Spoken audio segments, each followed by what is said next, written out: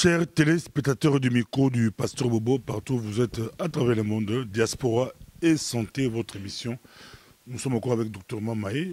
D'autres préfèrent qu'on puisse mélanger français Ngala, Diaspora et Santé. Ici, on parle beaucoup plus de la diaspora congolaise parce qu'on a peu de canaux d'information concernant notre santé. Bonjour, Dr Mamae. Bonjour, Pasteur Bobo. On vous suit partout à travers le monde. La question que vous nous posez, je vous la pose. Comment vous portez? Ben, je me porte bien physiquement, moralement évidemment, avec tout ce qui se passe au Congo, ça fait mal, quoi. Aujourd'hui, Diaspora et Santé, hémorroïdes. Qu'est-ce que vous pouvez dire là-dessus? Hémorroïdes. Oui, bonjour Landé, bonjour Bandeko. Donc, lelo toko lobela makababa hémorroïde. Toko sangisa français na lingala. Parce que ça, malheureusement, ça biloko moko na yeku yango na français. Donc, pour na traduire yango na lingala et ko kupe ko sala ba kamwa mikakatano. Mais sinon, hémorroïde, ça ba malade moko batuming ba yoka soni, hein, parce que les autres touché ba intimité ya muntu. Yango wana na kolobela yango mingi penza na lingala. Donc ba hémorroïde ezali ba veine, hein, oyo ememaka makila na région moko oyo tobengi na français tobengi yango anus, mais na lingala na koki kolobaka eza esika oyo tosumbaka esika oyo baniei ebimaka. Eza na ba veine moko eza wana tobengi yango ba hémorroïde. Hémorroïde comme tel eza maladie te. Hein, hémorroïde ezali tobengi na français ba dilatation ya ba veine hémorroïdaire. Donc okoki kozala nango Dilatation. Dilatation eza c'est-à-dire kofungwama. Hein, efungwami penza efungwami soki ezalaki 1 cm ekomi 2 cm. soki ezalaki 1 demi-cm ekomi 1 cm. Donc tobengi vraiment kofungwama ba veine wana. Alors kofungwama veine wana eyaka na ba cause ebele. Par exemple bato bazaka constipé tout le temps, bakoki kozwa ba dilatation ya ba veine hémorroïdaire. Constipation, le temps expliqué comme quoi il faut expliquer ça. Constipation, c'est quoi constipation? Constipation ezali par exemple au sali par exemple 3 ou 4 jours okendaka toilette, hein? Donc sel baniei ekangami na intestin yango tobengi constipation. Donc absence ya sel efungwa susu anus ekofungwa parce qu'en fait soki okende na toilette, hein, comme ozalaki constipé, hein, okosala ba effort ebele. Ba effort wana ezosala que ba veine na yo ezokusa dilater. Donc wana première cause. Deuxième cause, donc diarrhée ça avait herbe bien, diarrhée directo. Oui, diarrhée dans ce cas-là, ils ont effectivement. Diarrhée kokopesa et kokopesa peut ba dilatation ba hémorroïde parce que la diarrhée plus. Parce que vous avez fréquemment dans la selle.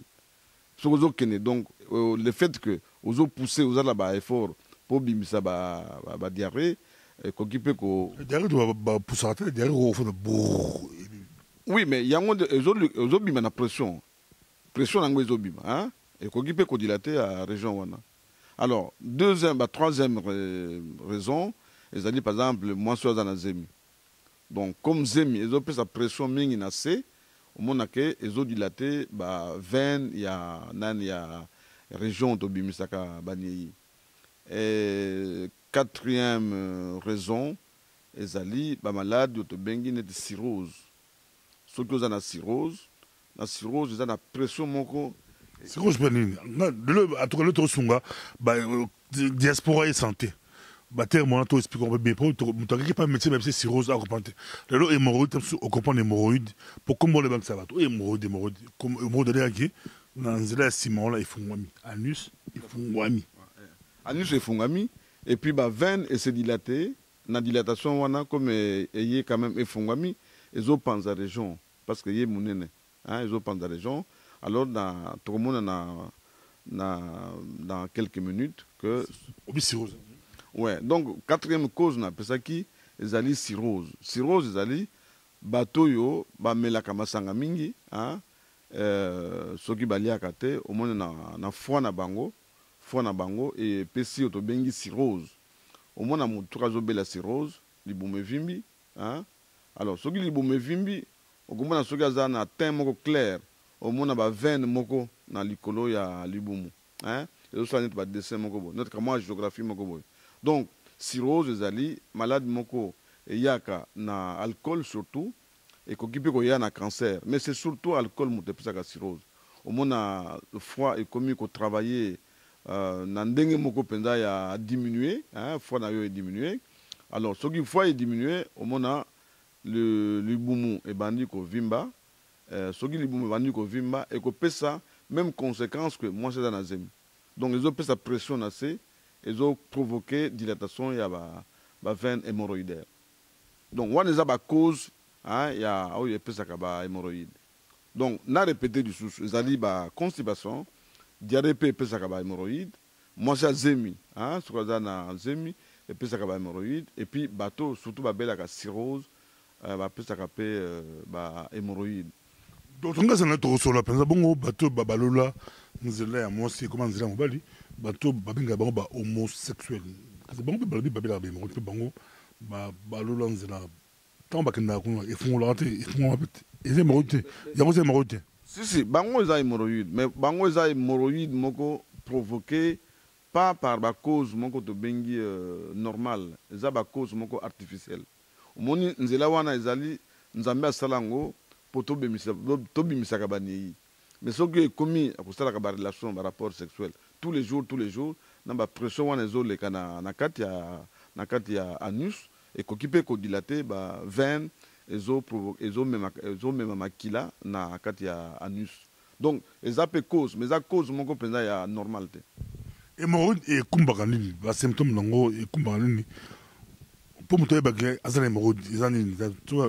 eloko nini elakisaki moto aza na hémorroïde cause dani basigne ya hémorroïde ezali soki oke par exemple na toilette okoki komona makila na basele yango na lobi toyokaa nyei omoni makila likolo nyei soki avant obenda mai na nini na toilette tala mpe couleur ya basele so oyobi sele bato baoki bien so oyobi nyei baoki mabe sikoyo omoni bokokola biso ebonte babe pilipili bokokola biso mpo toyeba bokokola biso sikoyo nyei ozokoki mabe sele okoko gu sele mais okende pa médecin fo oyeba bamona oyo bana bakombo na yango soki oyebi yango na kombo na yango nde ekosunga yo batraite yo so balobi anus osepeli so balobi nzela ya lisoko obangi oyo yango ekoyede yo mpo ozwa traitement bien ocomprendre malade eza wapi bo mingi baza mikolo afandi ayebi mpe français bien te anus wana azocomprendre bien te papa nga azoyoka mpasi koto yoko na o no anus mais lelo tombe kolobaka anus ndenge bomesana mais de temps en temps mpe tokopesa baterme bien mpo bocomprendre que eza baterme moko eza maladi nzoto ya moto. Tout à fait. Donc, basigne na lobaki, ce que je basel na avant obenda mai, otali couleur à basel, au mona ba mususu moni ba trace ya makila. Ba trace ya makila, wana nde ekoki ko signaler que ça ekoki zala hémorroïde. Deuxième signe ya hémorroïde, au mona mokosa.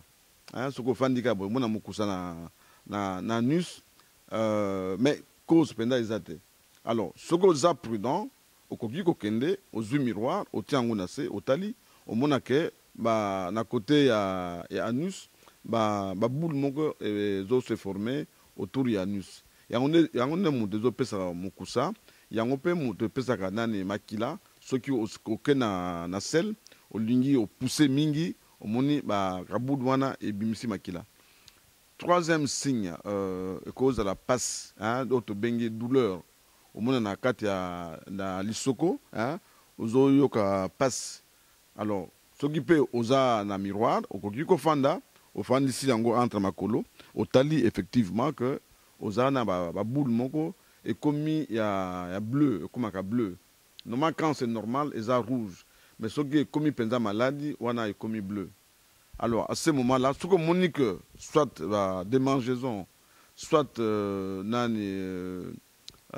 sensation par exemple il y a corps étranger na côté ya anus, ou bien ba douleur, ou bien makila na niei na yo, à ce moment, ok na munganga, comme ça munganga examiner yo. Tu peux y aller à Romitala, pour se trouver Non, nous avons gagné. Yo moko, au zuka miroir, au tina se, hein, au panzi makolo, au talina se, au mona anus na yo, est-ce que ça bien, est-ce que ça na corps moko, ba boule moko est entouré ango. À ce moment, au koki ko kendalo na munganga, au lobi pala, na monaki makila na nyei na ngai, ou bien na yoka ki pasi na masoko, et puis ou bien au monaki au yoka ki pasi, comme ça munganga lobi na yo que voilà, eza hémorroïde. Alors à cause de l'examen, auto bengi touché rectal. Hein, à côté ya musabi, na côté côté à l'isoko, hein, de façon que ayeba ce qui a ba hémorroïde externe ou bien hémorroïde interne. Parce que les akabi balé. Donc mon sous mona ebimisi pendant na libanda. Tout à fait. Ah, oh, net.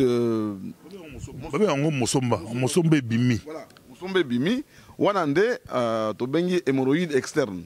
Mais hémorroïde, ko yipe ko sala interne.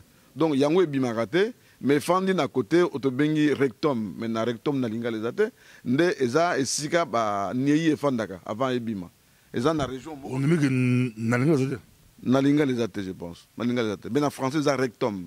Eza réservoir oyo. Eza net estomac, réservoir et eza C, et sika ba niyi evandaka avant ebima.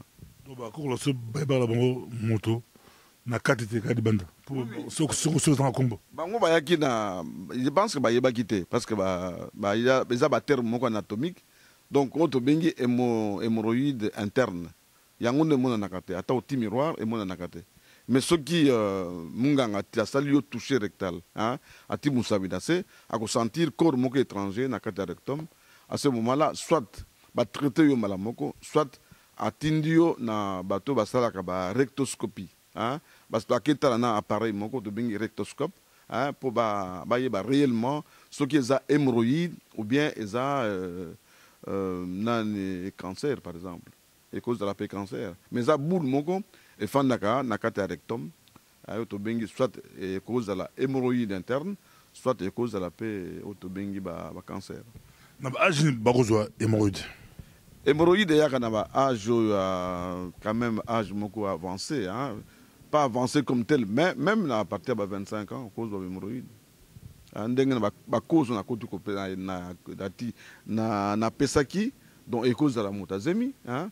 Et cause de la paix montana cirrhose. Donc au début, cirrhose est pour nous agité. Si vous bandit à 14 ans, à 20 ans, à cause de cirrhose. Si vous bandit à 20 ans, à 30 ans, à cause de cirrhose. Bon, bah, tu vas faire un tout cas, tu vas faire un mingi, babi, on peut, et puis ça hémorroïde, aux fans de mingi. Non, tout cas, aucun à Paris, aucun à Lyon, au Bruxelles, au Kéti, Italie, dans tout cas. Bah, tu vas grec comme nous, bah, tu vas matadi, à Otikis, à Kéti, matadi. Wana, ba étude de laxité que bon tasalaka bato ba kumbaka ba professionnel ba chauffeur professionnel bazana risque à l'hémorroïde et yebanité ba chauffeur ezalaka très souvent parce que ba melaka masanga mingi, hein. Donc ce qui a meli masanga mingi et si nous a okende il faut amela évidemment ce qui a conduire pendant 10 ans ou bien 5 ans et qu'occupé cause de la nane cause ya ba hémorroïde mais ça que pour à conduire pour amelaka masanga. Donc une espèce de cirrhose en fait. C'est qui c'est nango ezalaka. Batatango nengene, plo batatango. Mosomba so ebimi bako katangus. Ba katakate. Mosomba so ebimi bako peso ba so rezo sa la passe, bako peso ba nini ba suppositoire. Ba suppositoire wana eko kwede yo pour ezongisa mosomba wana ekota nakate. Ou bien eko kipe ko remettre ba veine na signes de la qui au lieu de la dilater et zongi na place dango à ce moment-là hémorroïde et disparaître. Alors ce qui traitement wana to bingi traitement médical échoué malamususu très souvent to ba salaka to bingi traitement chirurgical donc ba coopérer yango, hein, au mona aucun hôpital soit ba opérer yango, hein, vraiment une vraie opération, soit ba ti élastique ou ba sali élastique, hein, ba entouré ka boule wana, hein, bakangi yango na nœud de façon que mbulu wana ekweya nganga akosala yo akotia yo baélastique alobi na yo sala 3 jours kolia te, hein, de façon que mwa bulu wana ekweya avant obanda kolia, parce que soki obandi kolia évidemment okende toilette wana traitement ekosima te, mais soki batie yo baélastique bakoyebisa yo sala 2 ou 3 jours sans manger de façon que bulu wana ekweya na élastique wana bakangi. Bali kotala biso mokili mbatozela docteur Mamaye eza esengo penza esengo diaspora na santé likambo ya santé la biso oyo mais ba conséquences nango zani ya hémorroïde c'est ya on peut comprendre liwa tous en encore maladie normale pas pasteur oyebi ndenge na lobaki tantôt basingi nango eza makila ebimaka. Alors ceux qui osali attention te, hein, okozala na anémie omoni makila bandi kosila omoni surtout na basi soki osangisi hémorroïde osangisi na barègle bazwaka chaque mois eza occasion moko bazoperdre makila. Donc soki mwasi aliaka bien te ekoki koconduire ye na maladie oyo tobengi anémie. Or anémie eza maladie moko ya bien te, omona nzeto ebandi kolemba, omona concentration na mutu ebandi kodiminue, sommeil mpe ekomi mpenza ya normal te, omona olali olamuki olali. Donc ekopesa yo bamalade moko bandi kokonda. Ça c'est vraiment assez fréquent na bana basi au bazoliate, hein. En plus ce qui a comme perdre makila chaque mois, ce qui a bandi ko perdre des sources na ba hémorroïdes on est au conduire biso na ba anémie. Bana miki tout le monde sur Afrique na poto mo difficile na Afrique mo na a so sel ou na ngala bien ala osumba di banda mo sombe bimi. On les amis en Afrique, c'est rare, mais en Afrique, on voyait les jeunes, oui, en Afrique, c'est normal. Parce qu'en Afrique, nous avons autobengi verminose. Hein, notre bascaris, par exemple. Bascaris, c'est quoi, et ça dit paquet moko, na côté ya rectum, hein, pour ebima, et go entraîner peu estomac et intestin. Et bimisi intestin moké na Libana. On est à net bascaris, ankylostome. Teniape et kokipe kobimisa rien à voir na hémorroïde. Non, rien à voir na hémorroïde. On les appelle ça, ils ont paquet verre, hein, on te bengi verre en français, ou ankylostome, bascaris, hein, et coquille, au lieu bimana monoko et que bimanase. Alors, comme ils ont un paquet, coquille qu'on entraîne, comme un morceau intestin et bimana na libanda. Donc, on a wokika na munganga, hein, munganga abimisi ba paquet ya bascaris wana. Et puis il y a zongsi intestin à côté. Entre parenthèses, obi tenya do izani do atuzulia menzalesi la aujourd'hui. Oui, tenya za ver moko auto bengene là dans kilostome mais yangonde musopi moko yangonde za mulai, hein, ezaka mingi na bangulu. Même na bato baliaka ba viande na balabala, ba viande za mal cuite, hein, na kat surtout ba viande ya ngulu. Ezaka mingi na tenya. Donc ezani ya mamoko ce qui est joué na chose, et ça a des complications, ils ont un mystère. Au moins, dans la moussous, yozolia, il y a bimi pendant l'estomac, hein, aïe cause de la colia wana mungongo. Et puis, il y a senti corps étranger, hein, yozolia, mais il y a comme si nan et le komogeza na awana mungongo, donc ils ont tenya, il y a zolia, yozolia, il y a pas zolia, azo ben na bilo zolia. Alors, pour na ko bimisango, ils ont une technique moko ba comme ça ma technique moko basalaka pour bimisango, donc bo préparer biloko moko ya bien, hein, boti malade côté ya repas moko ya bien zoya solo tenya bandiko bima et puis à un certain moment on mona bo kangi na pince, hein, awana mungongo bo kangi na pince et puis bo bimisi mungongo namulai non oui namulai bo bendi penza et puis bo bimisi. Bon, maintenant, il est rare, mais dans le temps, la technique, surtout, mindele bayaki panabiso, les qui fréquents, les qui fréquents, les qui technique, même avant l'apôtre, les dans le temps, dans le 18e siècle, même 19e siècle, les tenezaki est belé, parce que bazako lia viande angoulou, sans cuisson, au monde liango et puis aux utenia. Docteur Mamaye, mais le temps, ils ont diaspora et santé, ça rappelle moi mon coussé et monsieur Kitoko, Batbalingango, Batbasapelango. Ce que tu peux partir conseil. Conseil, Balgolandayo, moi qui et donc on insiste sur santé la biso sur les hémorroïdes voilà tout possible. Merci Balandia, merci Pasteur Bobo. Conseil na koyi ko pesa bino d'abord toyo akasonité na santé hein et momoni na ba culture na biso ko lobanet ba kamnet ba nieyi ezo pesa net soni net be ndenge Pasteur de Boba lobaki soko lobi à nus ça va mais soko lobi soko omoni ba ko mi ko kanga miso tout ça mais toyo akasonité pour la santé. Alors et loko pour na ko éviter ba hémorroïdes soko za na zemi yeba que moi sinon ça za na zemi azana ba hémorroïdes. Alors, pour éviter ango, moi ça zema kenaka na munganga, hein, munganga lobina non, voilà, tala ba position ko fanda yango yo, tala ba kisoko mela yango yo, hein, parce que non, moi ça dans zemi, ba kisi nous a ko mela ngote. Zana ba kisi moko munganga ko non, mela wana oyo ko mela te. Alors, wana za pona ba to zemi.